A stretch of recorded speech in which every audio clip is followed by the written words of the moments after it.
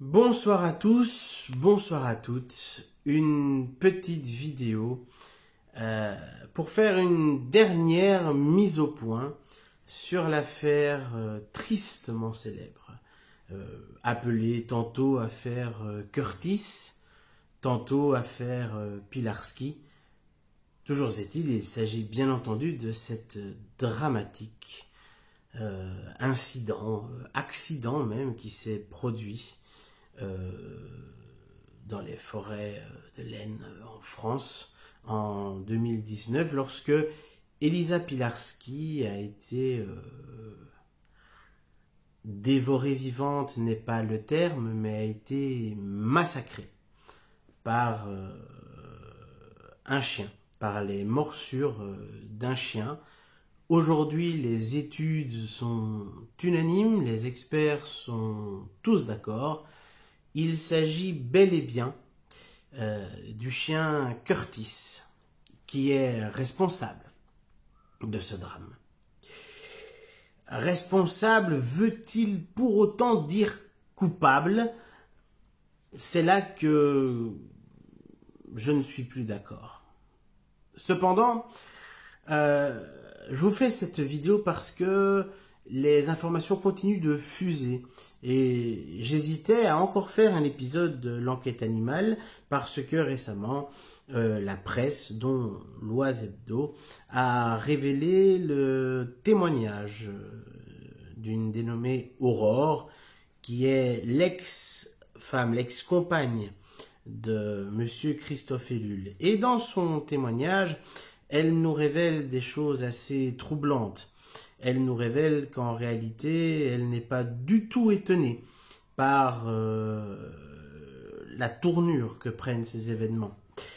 Elle explique que déjà, à l'époque où elle était avec ce monsieur Ellul, je pense que ça a duré 6 mois, je vous mettrai les liens des articles en description, ce dernier possédait déjà un chien, un Rottweiler qui s'appelait Hogan, qu'elle a vécu des moments de panique innommables, notamment un jour où elle a été laissée seule avec Hogan et que ce dernier se montrait extrêmement agressif, l'a poursuivie dans la maison.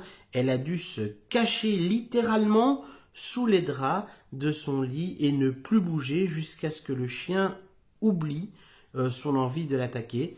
Il faut vous imaginer ce Rottweiler, Hogan, couché de toute sa masse sur la jeune femme tétanisée qui n'avait ni son téléphone portable, ni aucun autre moyen de communication pour joindre le dit Christophe Ellul afin qu'il vienne calmer son chien. Quand ce dernier est rentré à la maison, toujours selon les dires de Aurore, l'ex-compagne de Christophe Ellul, eh bien, le chien a fait la fête à Christophe Ellul et la seule réponse de Ellul a été de passer à tabac son chien Hogan. Lors d'un repas de famille, le chien Hogan a saisi plus ou moins brutalement la main de Aurore, de l'ex-compagne, sous la table lors d'un dîner, lors d'un repas. Réponse de monsieur Ellul lui asséner de violents coups de poing sur la tête.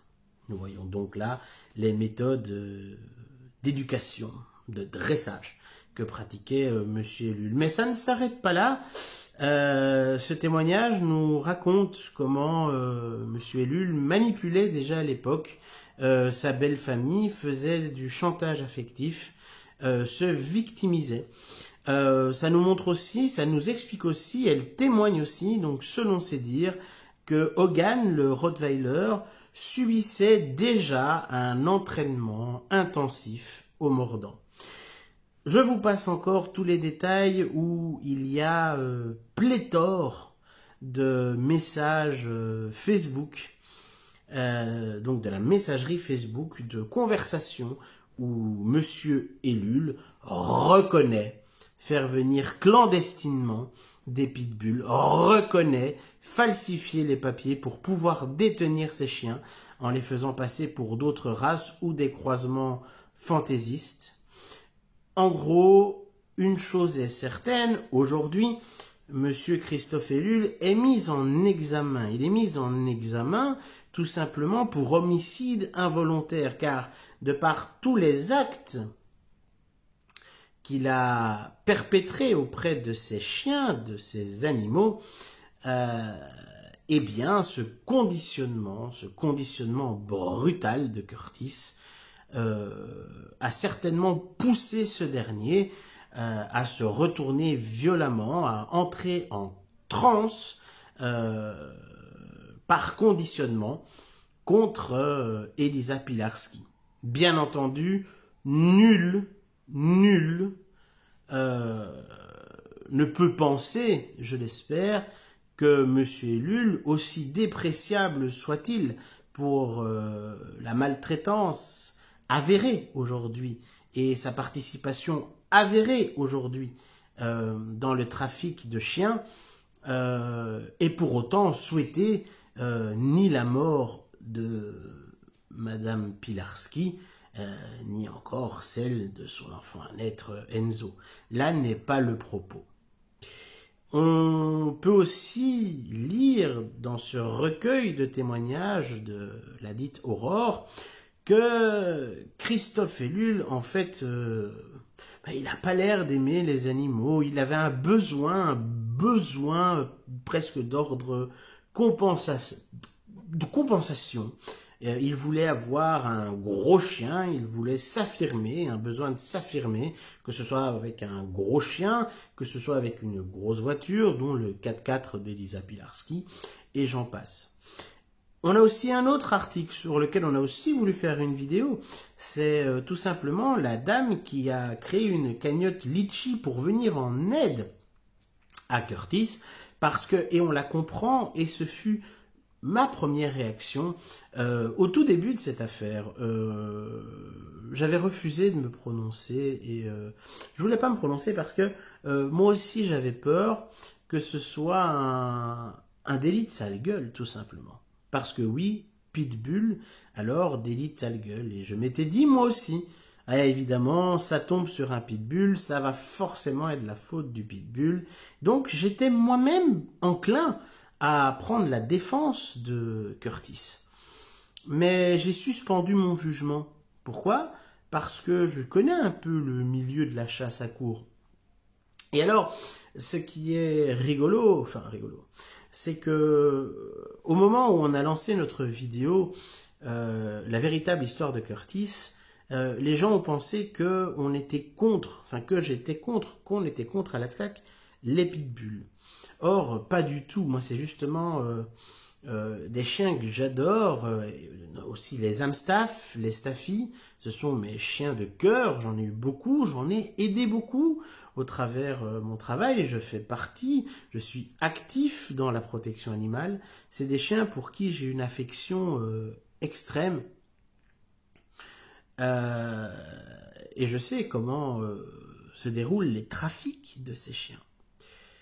Donc au début, moi je ne me prononçais pas. Et alors tous les éducateurs, dresseurs très médiatiques sur Internet, eux, y allaient franchement, disant ouais, mais c'est parce qu'ils savent pas, les experts sont nuls, qu'ils viennent chez nous dans nos structures si Curtis est bien encadré, etc., etc. Ben nous on a attendu que les expertises scientifiques, que les expertises vétérinaires se prononcent.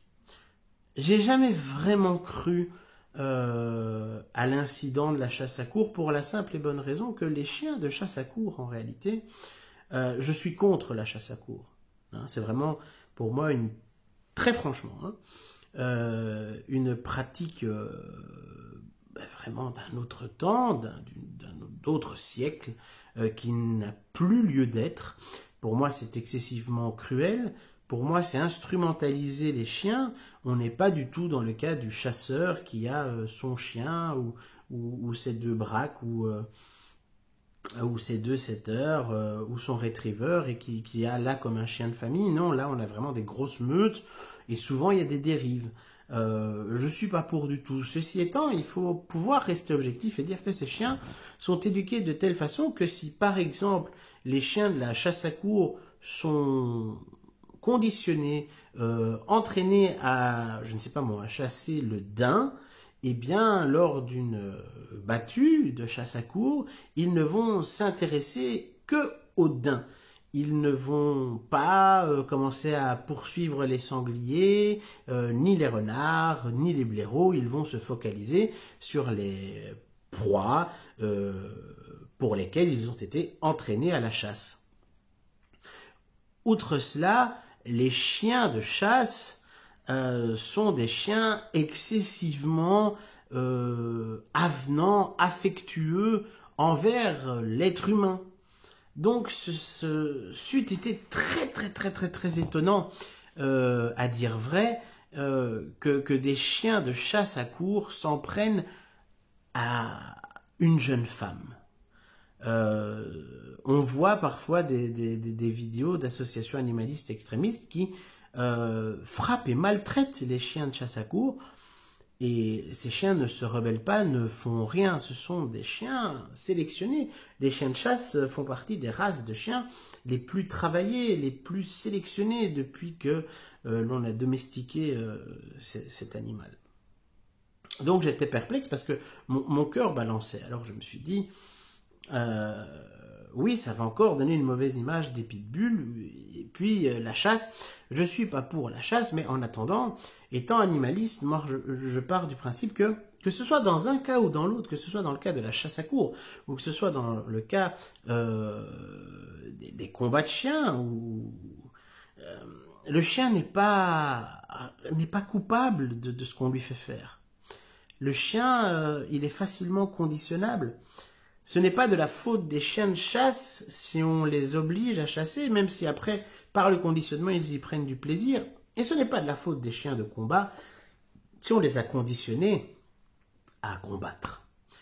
Donc, pour moi, en tant qu'animaliste, on se doit de défendre tous ces chiens. Alors, jeter l'opprobre comme ça sur les chiens de chasse, c'est vraiment quelque chose de contextuel. On a vraiment envie et on tape sur les chasseurs. Et donc, on amalgame. On fait un amalgame et on s'est dit, voilà, c'est des chiens de chasse, c'est des pourritures, c'est d'office des chiens de chasse. Encore un pauvre pitbull victime. Seulement, voilà, quand nous, on a fait notre vidéo, on s'était basé sur les rapports d'experts. Et alors, il y a eu tout un tas de théories du complot. Hein. Ça aurait été les francs-maçons, ça aurait été la gendarmerie qui aurait pris le scalp de mademoiselle Pilarski, qui l'aurait déplacé pour mettre des traces d'ADN. Ça partait un peu dans le n'importe quoi. Alors, Monsieur Ellul s'est défendu. Il y a même maintenant une dame qui, comme moi, de la protection animale, s'était émue et voulait aider Curtis. Elle avait donc monté une cagnotte Litchi. On en parle dans la vidéo sur la véritable histoire de Curtis. Seulement, voilà, le montant qui atteignait, je crois de mémoire, près de 6 000 € a été versé à la sœur de Christophe Ellul et on ne sait pas ce qu'est devenu cet argent. Et aujourd'hui, cette femme qui elle-même possède un pitbull, qui voulait défendre Curtis, invite tous les participants à cette cagnotte à demander d'être remboursés, parce qu'elle a l'impression d'avoir été flouée. Et elle décrit d'ailleurs des comportements assez insistants, voire menaçants, de la part de Monsieur Ellul.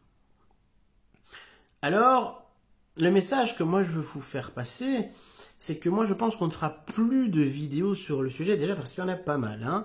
Il y a la véritable histoire de Curtis, où on vous explique dans cette vidéo la véritable histoire du chien Curtis, dont le vrai nom est Dark Midnight, qui vient d'un élevage de pitbull de combat des Pays-Bas. Lui et son frère Drago ont été introduits de manière illégale en France avec des papiers falsifiés. Chose que M. Ellul ne pouvait pas ignorer, étant donné qu'il était venu en Belgique participer à des concours d'organisation pour pitbull, parce qu'ici le pitbull est un chien totalement accepté, et que pour participer à ces concours, il faut prouver que ce sont de véritables pitbulls.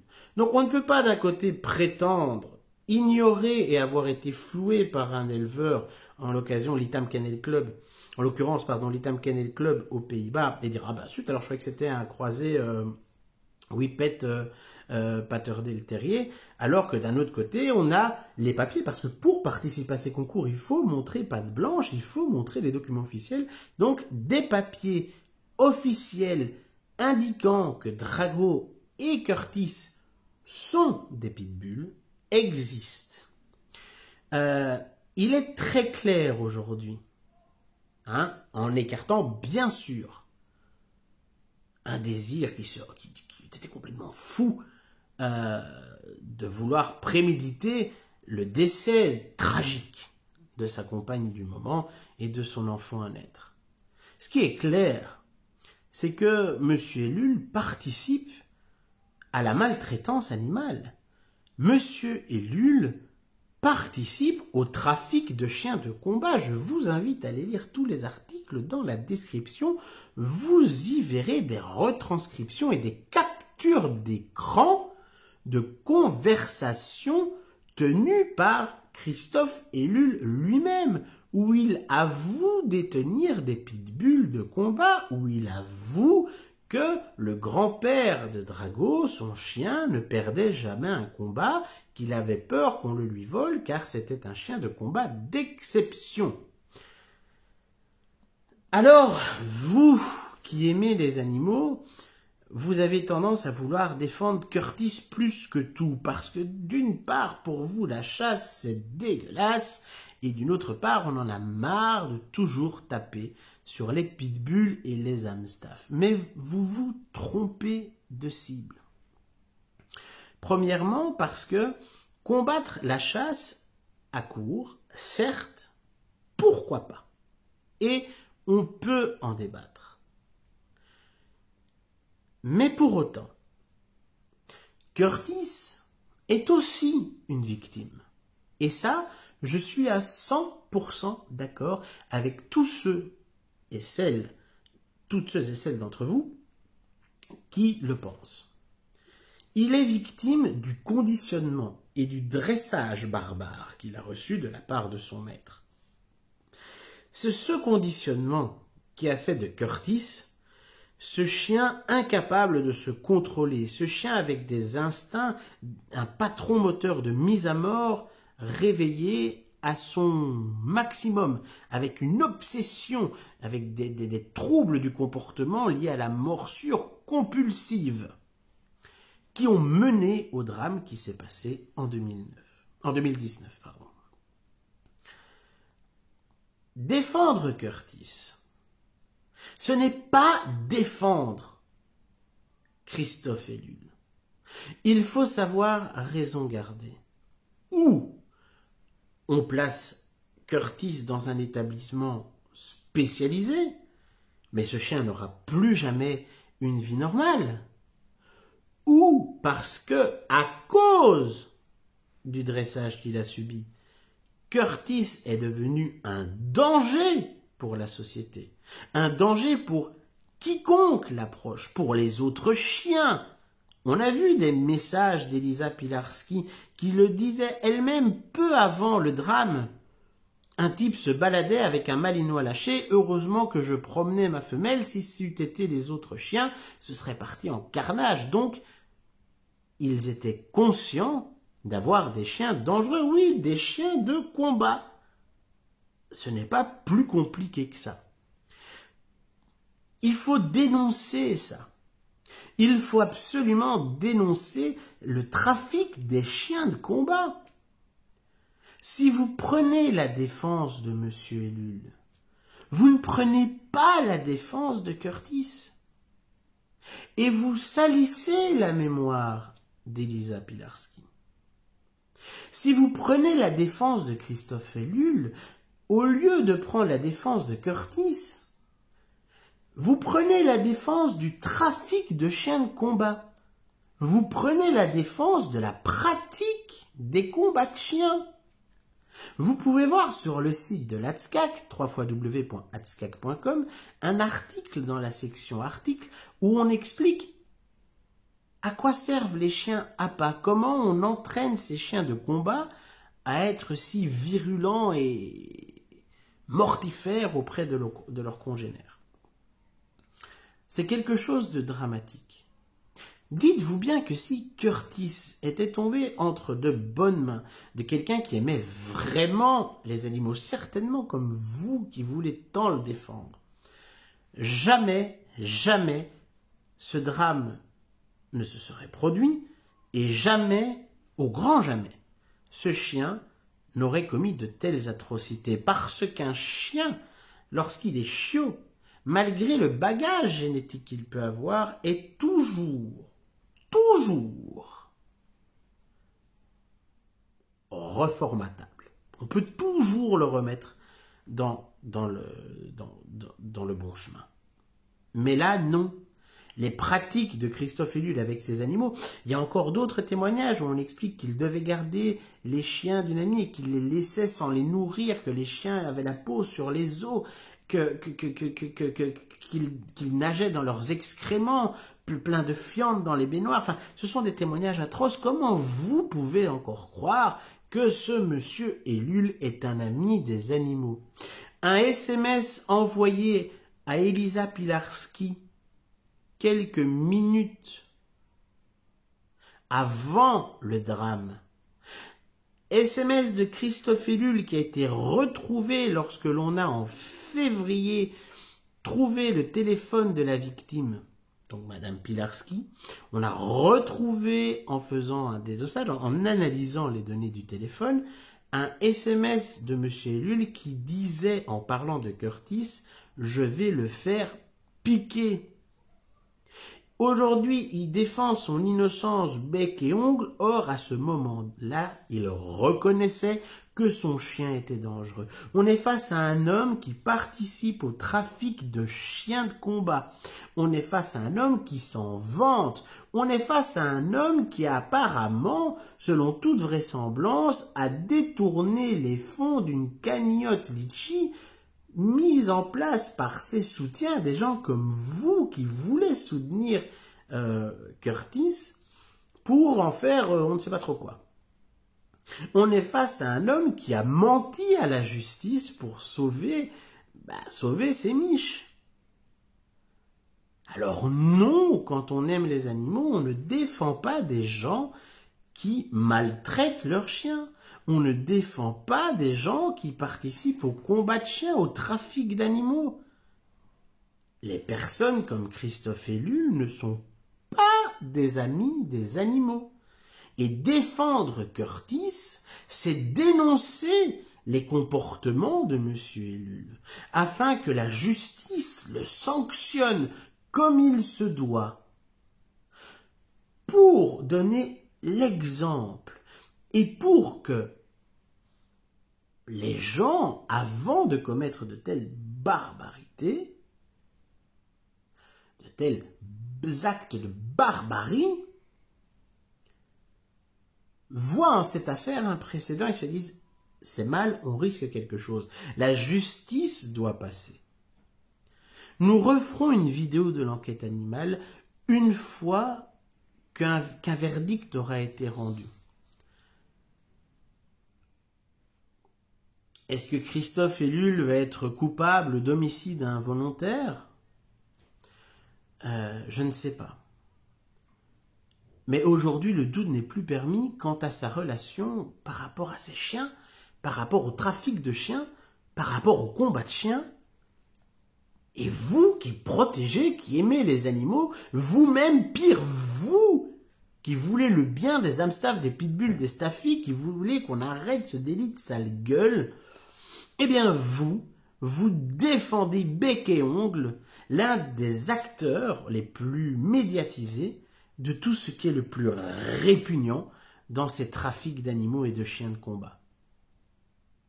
Alors oui, j'insiste, si vous aimez les animaux, si vous défendez les pitbulls, les hamsters, les staffies, vous ne pouvez pas, vous ne devez pas apporter votre soutien à Christophe Ellul. Curtis est responsable de la mort d'Elisa Pilarski. C'est avéré, arrêtez de voir des francs-maçons, des Illuminati, des juges corrompus. Quand tout le monde quand toute la justice pointe du doigt un responsable, c'est quand même bien plus crédible de la croire que d'imaginer que tous les juges, tous les vétérinaires spécialisés, tous les enquêteurs, tous les intervenants de l'enquête sont corrompus par qui? Par les chasseurs. Mais quel pouvoir donnez-vous aux chasseurs? Croyez-vous vraiment que le lobby de la chasse a un tel pouvoir? Vous pensez vraiment cela? Il n'y a pas si longtemps, l'ancien président de la République française, Nicolas Sarkozy, a été condamné à de la prison. Si un président se fait condamner, qu'est-ce qu'un chasseur à court va bénéficier de telle protection? Essayez de raison garder. On ne peut plus défendre Christophe Ellul. Il faut au contraire vouloir que la vérité éclate, exiger des sanctions exemplaires contre ce personnage, essayer de démanteler le réseau duquel il fait partie, pour éviter qu'il y ait d'autres Curtis, pour éviter qu'il y ait d'autres Elisa Pilarski, pour éviter qu'il y ait d'autres Enzo,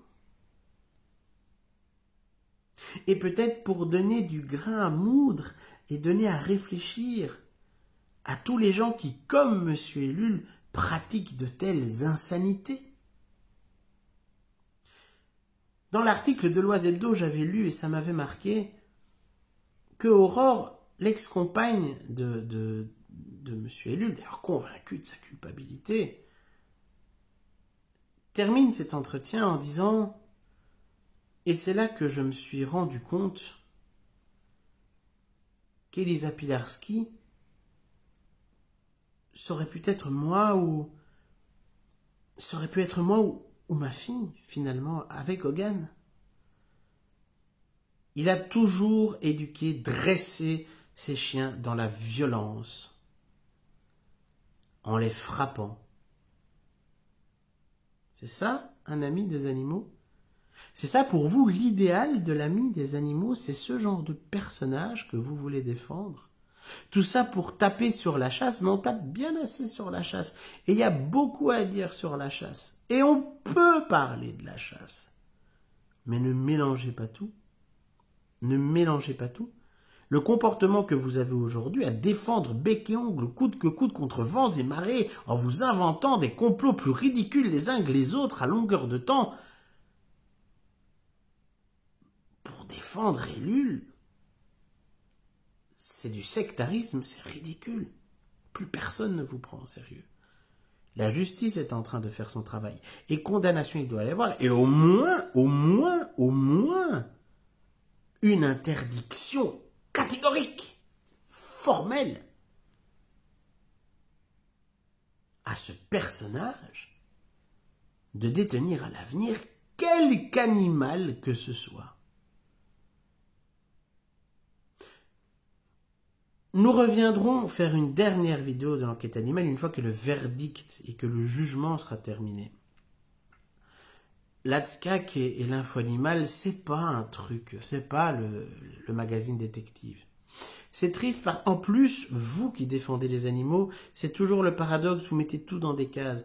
Nous, on a été objectifs, on n'a pas hurlé avec les loups comme quand tout le monde disait « Ouais, mais non, mais parce que j'ai un pitbull, là, tous les éducateurs d'internet super connus qui ont des centaines de milliers de followers qui ont dit excessivement de la merde et qui maintenant ferment bien leur bouche quand même, on les entend plus trop sur Curtis, ces gens-là. » Moi, j'étais super choqué, on a reçu plein de menaces de mort, alors qu'on ne faisait qu'émettre les vérités scientifiques apportées par les experts. Plein de menaces de mort. Alors on a fait une vidéo pour expliquer quelles étaient les raisons qui faisaient que Ellul avait tout intérêt à ce qu'on reconnaisse Curtis innocent. On a fait aussi des vidéos qui démontraient que finalement Elisa Pilarski, elle connaissait pas très bien Curtis. C'était pas son chien, c'était bien le chien d'Ellul, elle l'avait vu quelques fois seulement. On a fait des vidéos qui montraient les entraînements barbares que faisait subir M. Ellul à ses chiens. On a fait des vidéos, on montrait même Curtis dans des concours de pitbull. Et on a fait une vidéo pour vous tenir informé de la mise en examen de Christophe Ellul. Mais il y a tellement de grains à moudre, on va s'arrêter là. On n'est pas une chaîne de faits divers et on est triste parce que la vidéo sur la vérité et la véritable histoire de Curtis, elle a fait plus de 14 000 ou 15 000 vues. C'est énorme. Mais on a reçu tellement de menaces de mort. Et ça fait pas plaisir quand on essaye juste de défendre, en fait. Ça peut vous sembler paradoxal, mais en dénonçant M. Ellul et en reconnaissant les faits reprochés au chien Curtis, c'est tous les autres pitbulls, tous les autres hamstaff, tous les autres chiens catégorisés qu'on veut sauver et extraire de l'amalgame. Parce que c'est en dénonçant les problèmes, en dénonçant les véritables problèmes, qu'on peut expliquer qu'il y a d'autres chiens, d'autres maîtres de ce type de chien, qui sont merveilleux. Mais se voiler la face et dire que c'est pas possible, que ça peut pas arriver, que c'est juste un délit de salut, non. Non, vous faites du mal à la cause animale. Vous faites du mal au pitbull. Vous faites du mal à la race des hamstaff et à la race des staffy. Vous faites du mal à la cause que vous voulez défendre. On ne peut pas défendre l'indéfendable. Et quand la vérité vous déchire les yeux, il faut être, et je n'ai pas peur de le dire, soit excessivement borné, lunatique ou stupide pour s'accrocher à des mensonges.